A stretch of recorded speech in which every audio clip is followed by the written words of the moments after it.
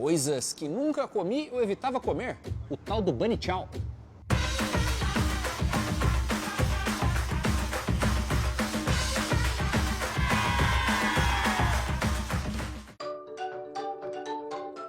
Se a África do Sul tem o Mandela como o ícone da libertação nacional, a Índia tem o Gandhi. E uma coisa interessante é que a história de ativismo do Gandhi começou aqui na África do Sul. É por isso que a gente está aqui na Satyagraha House, que não tem nada a ver com a operação da Polícia Federal, não. Isso aqui foi uma casa onde o Gandhi morou em alguns dos anos que ele passou aqui na África do Sul.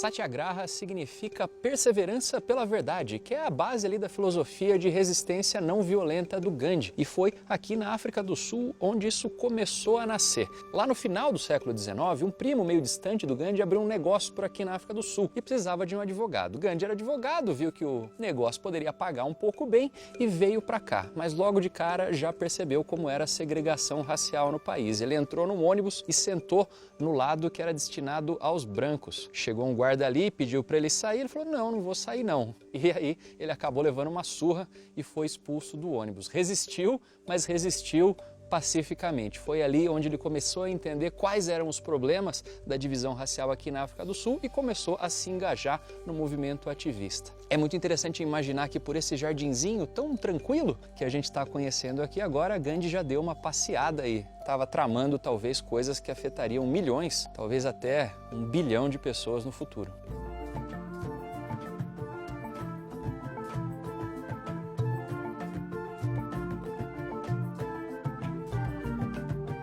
A casa do Gandhi aqui acabou virando uma hospedagem e também um museu, que é muito interessante porque você entra e tem uma tranquilidade tão grande que dá até medo de falar alto, por isso que eu tô falando baixinho. E a gente acabou de entrar nessa sala que é muito interessante, que mostra esses 3 tons de Gandhi. Esse aqui é o Gandhi mais jovem, quando ainda era advogado e tudo mais, e ele já tinha uma consciência política, mas explica que ele ainda era muito vaidoso, gostava de usar os melhores ternos, as melhores roupas e tudo mais, e que conforme a consciência dele foi se desenvolvendo, ele passou a usar só esses mantos aqui de algodão, que ele mesmo tecia, e foi ficando cada vez mais simples, até chegar na fase final ali, onde ele só usava meio que um pano em volta do corpo e quando ele sentia que havia necessidade, que o quanto mais simples fosse a vida dele, melhor. E eu meio que compartilho disso aí, por isso que eu só tenho o meu All-Starzinho vermelho de sempre.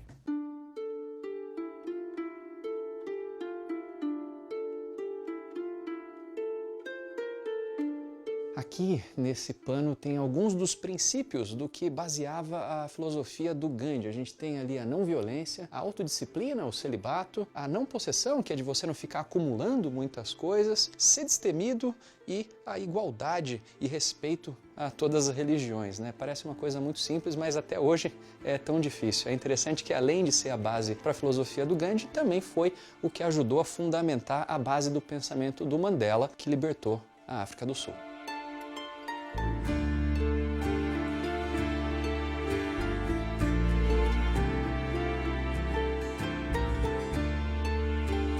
Pelo que eu estava lendo aqui, Gandhi era um sujeito bem hiperativo, ele dormia no máximo 4 horas por noite, passava todo o resto trabalhando. E agora a gente vai subir para conhecer o que era o quarto dele.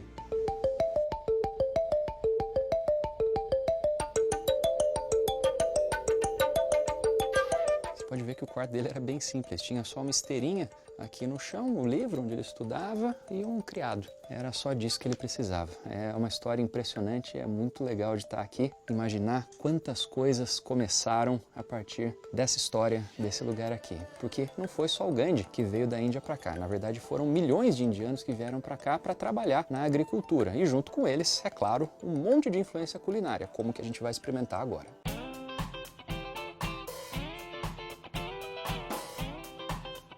E um desses pratos que veio com os indianos foi nada menos do que o Bunny Chow. Bunny Chow é meio que uma marmitona, justamente isso, porque os indianos que vieram para cá para trabalhar nas lavouras de cana-de-açúcar tinham que levar comida pro almoço, mas eles não tinham muito como levar aquilo. Então eles inventaram esse negócio aqui, que é um pão que eles cavocavam no meio e colocavam ali um curry, alguma coisa por dentro. Com o tempo isso foi evoluindo para uma coisa cada vez maior, porque, é meio que o almoço de um boia fria, então tem que ter sustância. Então, além do pão, vem aqui o caldo por dentro, eu pedi o meu de cordeiro, vem também cenoura ensopada e 2 ovos cozidos, além de toda uma saladinha. Eu já estava aqui preparado para comer com garfo, e colher, mas o dono do restaurante, que inclusive nos presenteou com esse milkshakezinho aqui, falou que o negócio é comer com a mão, então eu não vou desapontar o cara. Aliás, a origem do nome Bunny Chow, que você vê aí, né, coelhinho chow, né? Chow em inglês significa rango, comida. E Bunny é porque dizem que onde surgiu esse prato era um restaurante que era administrado por indianos da classe Banyas. Então ficou ali Banya Chow, o rango dos Banyas, e virou o tal do Bunny Chow. Confesso que estou um pouco receoso, porque ele já tá meio que desmontando, mas a vida é dos corajosos, né? Já tava ali nos princípios do Gandhi que a gente não pode ter medo. E vamos lá. Au! Au! Au!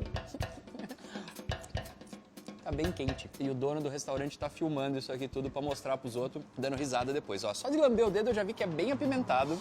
Vamos lá. Nossa, é muito apimentado, mas é muito gostoso.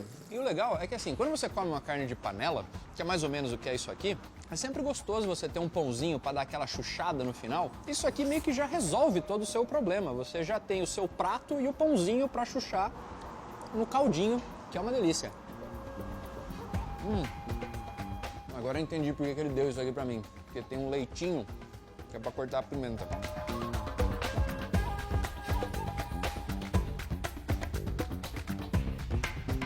Vamos experimentar aqui o ovinho, que é tipo aquele ovinho colorido de vitrine de bar.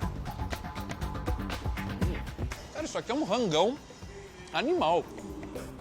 Tá quente e apimentado. É uma mistura maravilhosa. Entrei aqui na pimenta que só machuca. Uma saladinha, eu achei que era só uma salada normal, mas não, ela tá coberta de sementes de pimenta.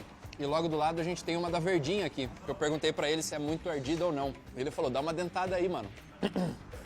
Eu não sou de fazer desfeita. Então, vamos lá.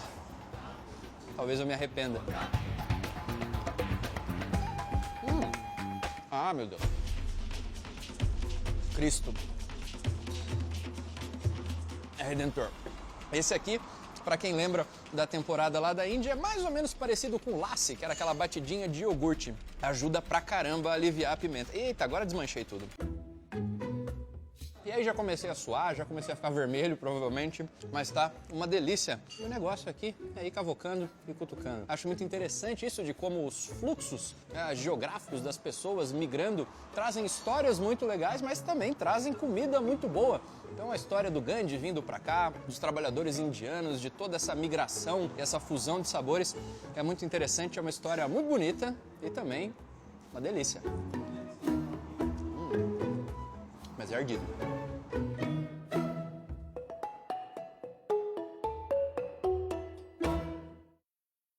Coisas que nunca comi ou evitava comer. Um banquete hipster sul-africano.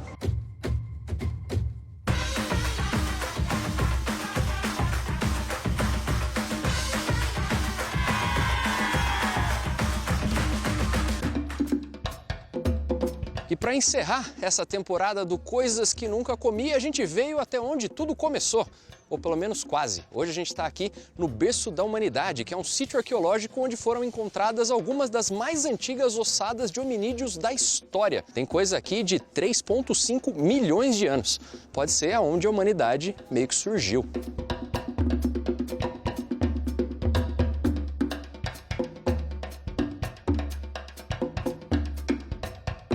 Olha só, logo no começo aqui tem um negócio muito interessante. A gente descobre a história de 6 mulheres que vieram para cá em uma expedição em 2013 e encontraram 15 fósseis de hominídeos que podem ter até 300 mil anos de idade. E é incrível você poder ver os ossinhos bem aqui. E a gente deu bastante sorte, porque eles vão ficar aqui só mais uma semana, depois vão voltar para a universidade e ninguém mais vai poder ver, como a gente está vendo agora.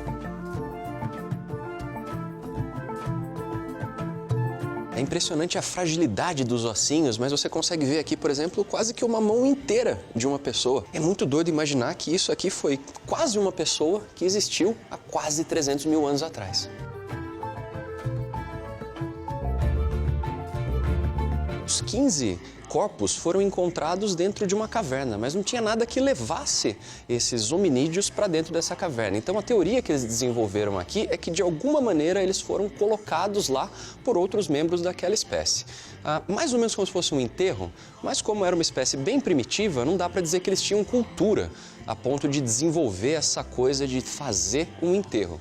Mas de um jeito ou de outro já mostrava que eles estavam se organizando para colocar os cadáveres de alguns dos semelhantes deles dentro de um lugar separadinho ali, por algum motivo, seja lá ele qual for.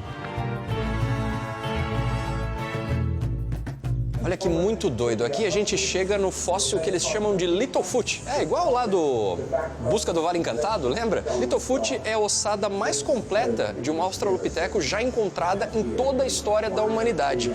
E isso aqui era uma senhorinha. E dá pra você ver aqui um pouquinho da cabeça, um pouco dos ossos da bacia. É impressionante, porque isso aqui é a reprodução do que foi encontrado, um fóssil de um ancestral dos seres humanos que tem nada mais do que 3,6 milhões de anos. É o mais antigo já encontrado na história.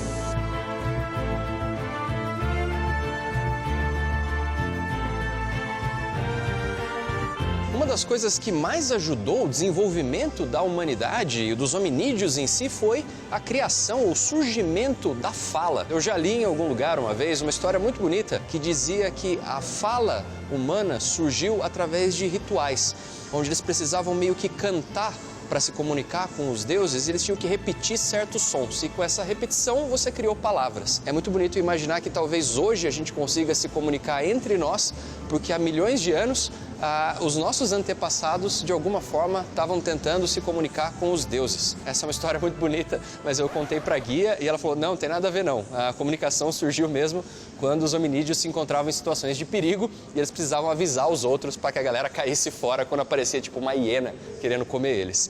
Então, talvez o surgimento da linguagem seja menos romântica, mais pragmática, para dar o fora quando o pau quebra.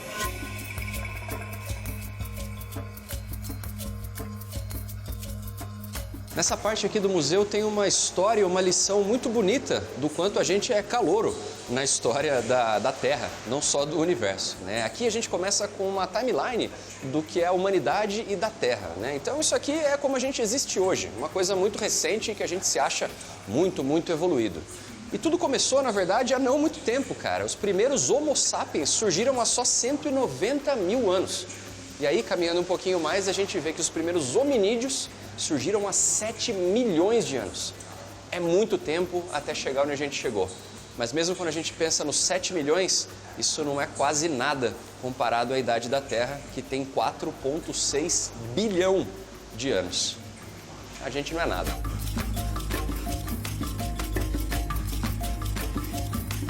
E depois de um rolezão imenso, quando a gente chega aqui em 3,6 bilhões de anos, a gente chega nas primeiras formas de vida do planeta Terra, que são os ancestrais comuns para praticamente todo ser vivo hoje, que é a bactéria.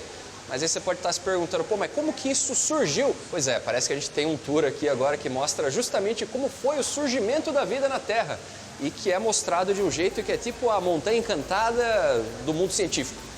É bem barulhento. Vamos ver como é.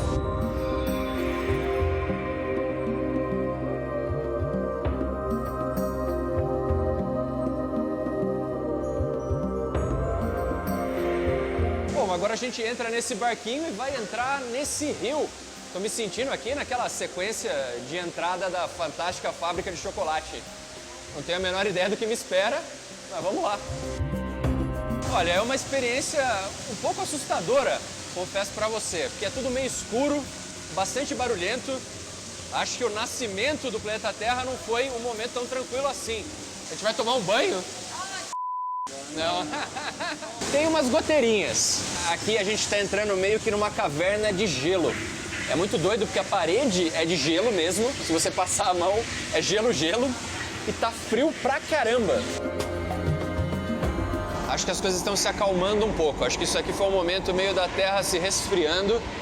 E agora a gente está entrando num túnel absurdamente escuro. Mas com os relâmpagos. Não sou muito fã de chuva, não.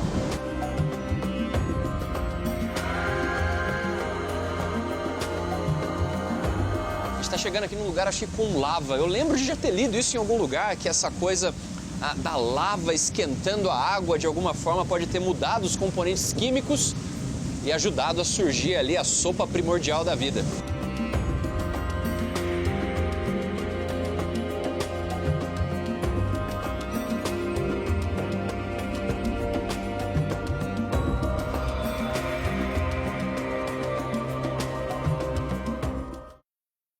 é muito impressionante, porque você sai e vê toda a natureza aqui, você lembra que tudo que você viu ali em teoria, na verdade está acontecendo em tempo real aqui fora, o mundo, a humanidade e tudo mais. É muito impressionante, cara. É uma lição de humildade quase, você vê tudo o que aconteceu até agora e o quanto a gente é uma coisinha tão pequenininha e o quanto tudo pode ter surgido aqui nessa região. Mas agora, com a barriga vazia, a gente precisa ir para o exato contraponto de toda essa antiguidade que a gente viu. Agora a gente vai almoçar numa feirinha hipster do que tem de mais moderno aqui em Joanesburgo, na África do Sul. A gente está aqui no Market on Main, que é um mercado meio hipster aqui no centro de Joanesburgo. Para você ter uma ideia, parecido com aquela tal fábrica Bering lá no Rio de Janeiro. Pois é, um monte de lojinha cheia de coisa hipster e um lugar com um monte, mas um monte mesmo de comida.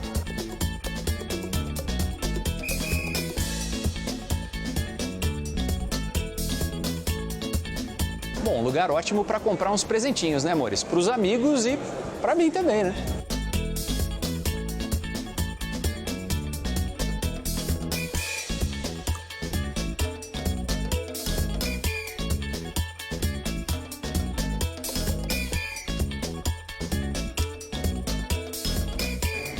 Esse aqui eu vou levar para mim.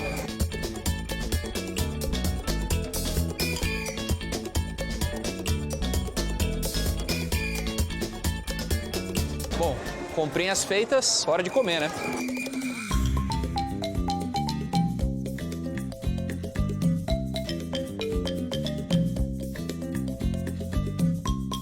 I would like this one, please.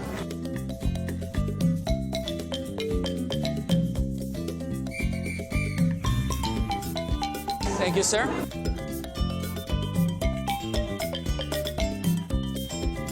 Bom, hipster que é hipster tem que pegar aqui um sanduichão de pulled pork, né? Ou melhor, de brisket. Olha que delícia.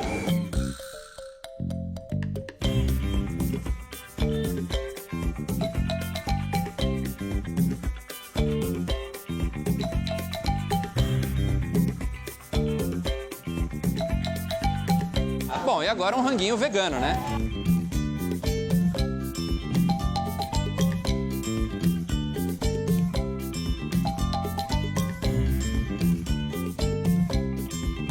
Olha que negócio mais lindo, acho que esses aqui são os Rastafaris. Tem toda uma pegada religiosa na preparação da comida e ela é toda vegana. Lindo, vamos ver se é gostoso também. Mas por último, vamos pegar uma sobremesinha aqui que ninguém é de ferro, né?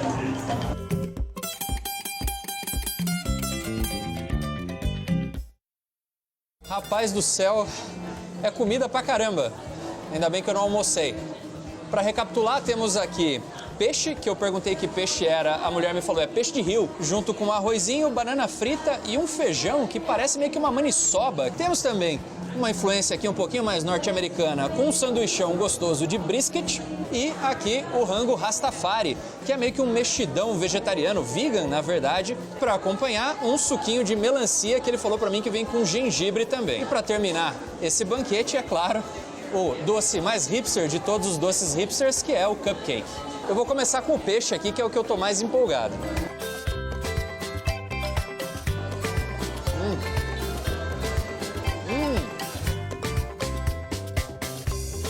Muito bom. Peixe de rio, às vezes, tem um sabor um pouco mais forte. Esse aqui tá bem suavezinho, bem fritinho. Muito, muito bom. Vamos ver a maniçobinha deles. Cara, eu não tenho a menor ideia do que é isso aqui, mas imagina um feijão com couve. Vamos aqui ao nosso sanduichão de brisket. Esse aqui é para se lambuzar, hein? Nossa, bom demais. Esse aqui é como qualquer lanche que você comeria numa lanchonete hipster. Pode ser nos Estados Unidos, no Brasil ou aqui.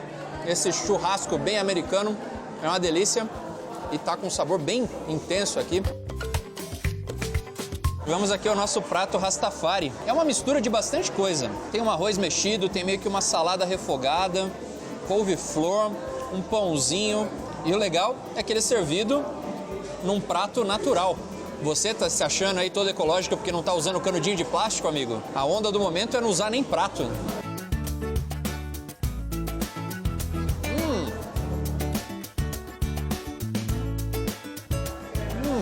Cara, esse é muito surpreendente, porque ele é muito saboroso. Quando eu vi essa misturinha, eu até falei, deve ser saudável, deve ser legal, mas deve ser meio insosso. Não é não, é cheio de sabores. Isso aqui me lembra as comidas que a gente experimentou lá na Índia, que eram de uma complexidade imensa, por mais que parecessem muito simples. E vamos ao suquinho de melancia com gengibre, para dar aquela refrescada. Pô, bom pra caramba. E a melancia tá bem pedaçuda, então você vai tomando e comendo os pedacinhos junto. Para encerrar, um cupcakeão, que eu acho que aqui é de um biscoito, uma bolacha, e bastante chantilly. Vai fazer o quê? É o meu trabalho, né? Doce, doce, doce. Por incrível que pareça, esse é o tipo de coisa que eu não gosto muito de comer, que é o cupcake. Mas tudo bem, porque todo o resto aqui tava uma delícia. E foi muito legal esse rolê de hoje de ver essa contraposição da velha África, a nova África e tudo coexistindo, especialmente aqui na comida. Pode ver que a gente tem aqui referências de vários países, de várias culturas e tudo uma delícia. Acho que essa foi uma das coisas que eu vi aqui na África que foi das mais legais. Acho que eu nunca me senti tão bem-vindo em nenhum país. Acho que eu nunca vi pessoas tão receptivas e tão felizes. Isso foi muito legal. E se a humanidade nasceu aqui, por mais que tenha se perdido em algum momento, acho que foi um belo começo e um ótimo lugar para se rodar e terminar essa temporada do Coisas que Nunca Comi.